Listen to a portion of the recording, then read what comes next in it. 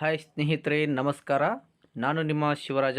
ಇವತ್ತಿನ ಈ ಒಂದು ವಿಡಿಯೋದಲ್ಲಿ ಯಾರೆಲ್ಲ ರೇಷನ್ ಕಾರ್ಡ್ ತಿದ್ದುಪಡಿ ಮಾಡಿಸಲು ಬಯಸ್ತಿದ್ದೀರೋ ಅಂಥವರಿಗೆ ಆಹಾರ ಮತ್ತು ನಾಗರಿಕ ಸರಬರಾಜು ಇಲಾಖೆಯಿಂದ ಗುಡ್ ನ್ಯೂಸನ್ನು ಅನೌನ್ಸ್ ಮಾಡಿದ್ದಾರೆ ಸ್ನೇಹಿತರೆ.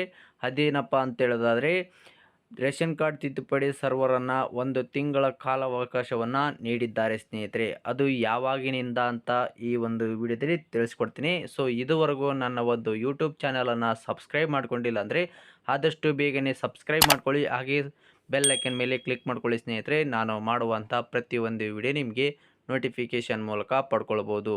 ಓಕೆ, ಬನ್ನಿ ಸ್ನೇಹಿತರೆ, ಈಗ ವಿಡಿಯೋನ ಶುರು ಮಾಡೋಣ.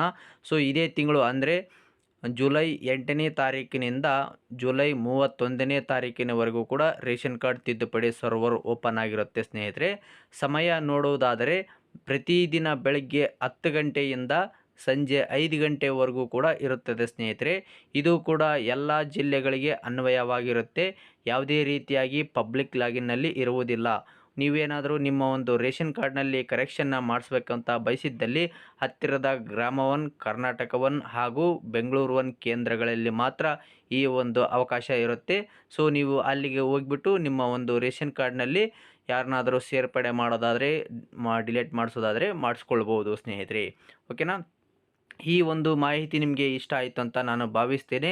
ಈ ಒಂದು ವಿಡಿಯೋ ಇಷ್ಟವಾದಲ್ಲಿ ಲೈಕ್ ಮಾಡಿ. ಹಾಗೆ ಈ ಒಂದು ವಿಡಿಯೋವನ್ನು ಎಲ್ಲ ವಾಟ್ಸಪ್ ಗ್ರೂಪ್ಗಳಿಗೆ ತಪ್ಪದೇ ಶೇರ್ ಮಾಡಿ ಸ್ನೇಹಿತರೆ. ತುಂಬ ಧನ್ಯವಾದಗಳು.